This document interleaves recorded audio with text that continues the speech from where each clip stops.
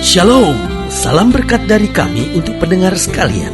Saat ini pendengar akan diberkati dengan program Hari Ini Harinya Tuhan bagian yang ke-8. Sebuah program rohani tentang doktrin Alkitab yang menolong kita untuk semakin tertanam dalam kebenaran firman dan bertumbuh dalam kemuliaan. Bersama hambanya, Pendeta Gilbert Lumuendo, STH. Banyak orang merasa doktrin Alkitab sebagai sesuatu yang membingungkan. Tetapi tahukah saudara bahwa doktrin Alkitab intinya adalah memahami Alkitab dengan benar, dengan pemahaman yang sistematis, sehingga kita terus dapat tertanam di dalam kebenaran firman, sehingga kita terus bertumbuh di dalam kemuliaan Allah. Buka hati saudara sekalian untuk menerima berkat-berkat firman-Nya hari ini. Di Indonesia ada seorang pahlawan wanita yang sangat terkenal, yaitu Raden Ajeng Kartini. Dan beliau dikenal dengan sebuah tulisan bukunya yang mendobrak tekanan gender kepada kaum wanita, yaitu bukunya yang berjudul Habis Gelap Terbit Terang. Nah, saudaraku yang kasih dalam Tuhan, bukankah kalimat ini sangat indah? Dari tidak ada harapan masuk pada pengharapan ketika wanita-wanita tertekan seperti dalam keadaan gelap, tidak boleh berpendidikan, tidak boleh tampil, tidak boleh bersekolah tinggi, tidak boleh maju di dalam masyarakat.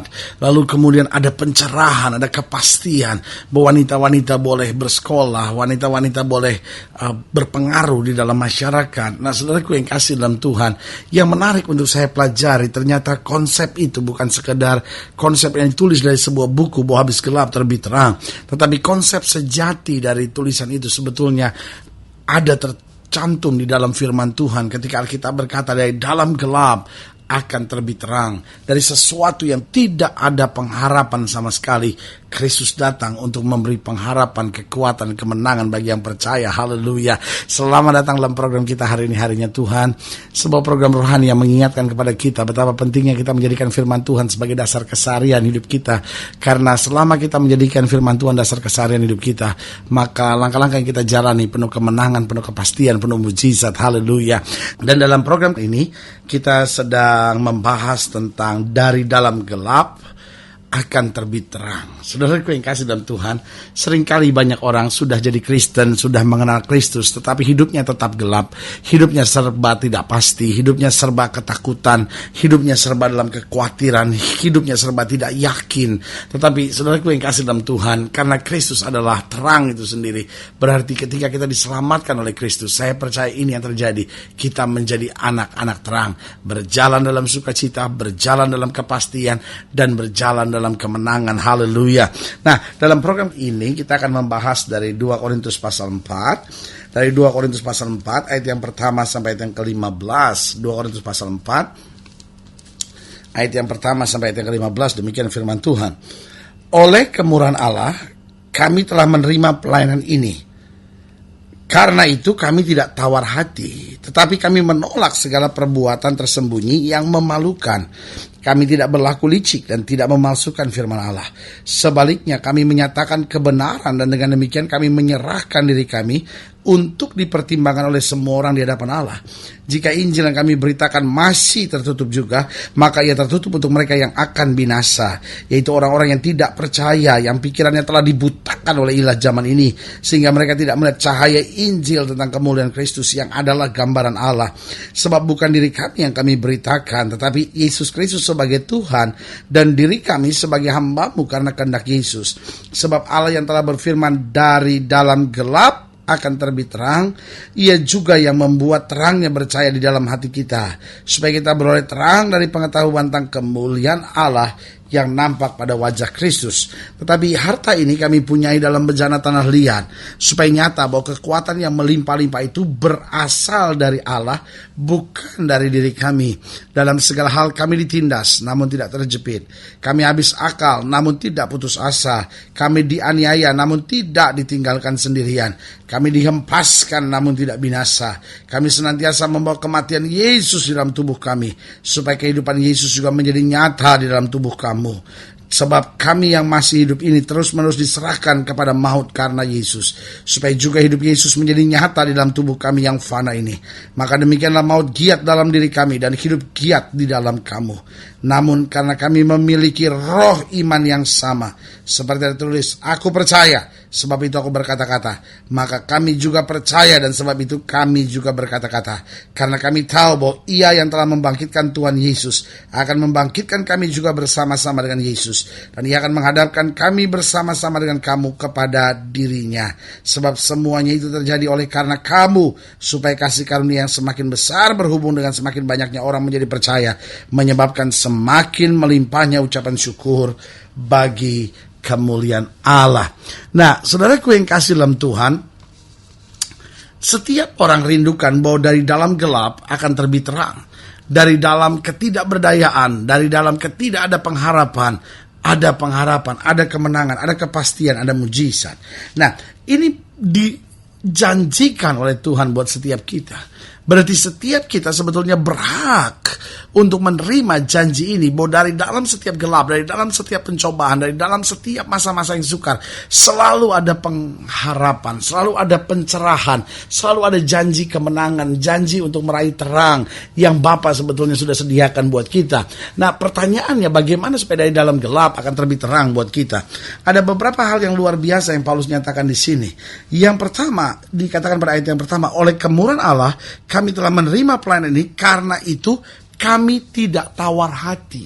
Nah, saudaraku yang kasih dalam Tuhan, Allah memang sudah janjikan bahwa dari dalam setiap gelap, dari dalam masalah, dari dalam tekanan, dari pencobaan, dari masa-masa yang sukar, Tuhan akan menerbitkan terang. Tetapi kepada kita diberikan tanggung jawab, kepada kita diberikan tugas, yaitu untuk apa? Untuk kita tidak tawar hati. Yang membuat kegelapan kadang-kadang menjadi semakin gelap, bukan karena peristiwanya terlalu sukar, bukan karena jalan keluarnya nggak ada, bukan karena setannya terlalu kuat, tapi seringkali yang membuat keadaan gelap menjadi semakin gelap karena kita tawar hati. Nah, saudaraku yang kasih dalam Tuhan, orang-orang yang tawar hati biasanya orang-orang yang sudah kehilangan semangat. Orang-orang yang tawar hati cenderung menjadi masa bodoh. Orang-orang yang tawar hati biasanya orang-orang yang sudah tidak punya iman lagi, karena iman selalu didasari pada keyakinan dalam hati bahwa Allah sanggup lakukan segala perkara.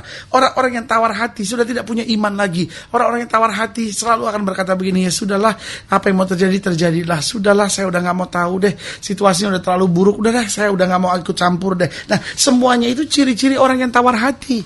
Tapi orang-orang yang punya iman akan teguh berdiri dan berkata, situasi boleh tidak menjamin, tetapi Allah yang menjamin adalah Allah yang tidak pernah mengecewakan. Haleluya.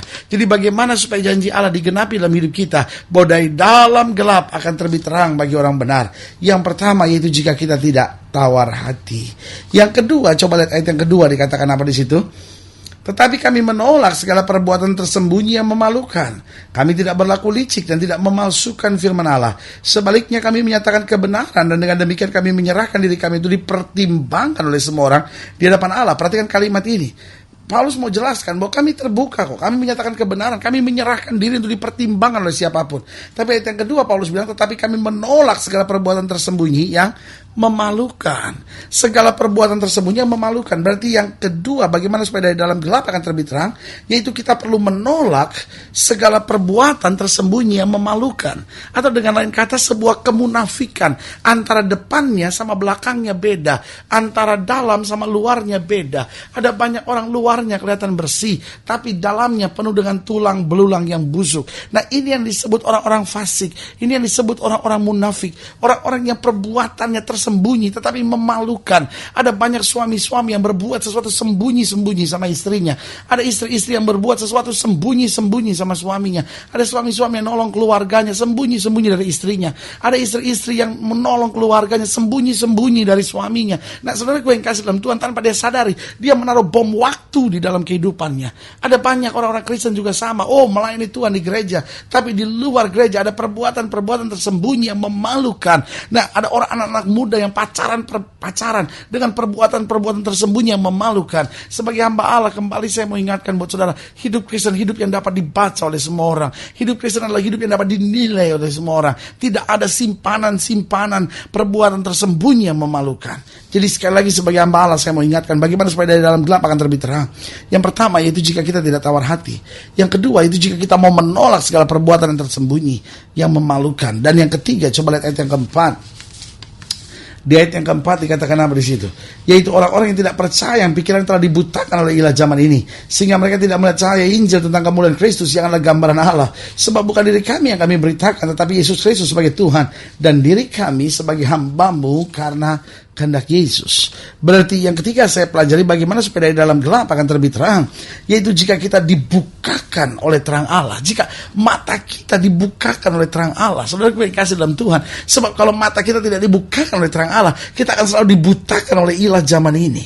Sehingga apa yang terjadi? Karena kita buta dari terang Allah, yang kita lihat cuma beban, yang kita lihat cuma masalah, kita cuma lihat hal-hal yang menyakitkan. Tapi waktu terang Allah membukakan segala sesuatunya, maka di balik hal-hal yang menyakitkan, kita melihat janji kemuliaan yang luar biasa yang Bapa sediakan. Sehingga tantangan boleh ada, masalah boleh ada, kita terus bersemangat, bersuka cita, karena kita tahu yang berjanji buat kita Allah Yesus yang tidak pernah gagal. Haleluya.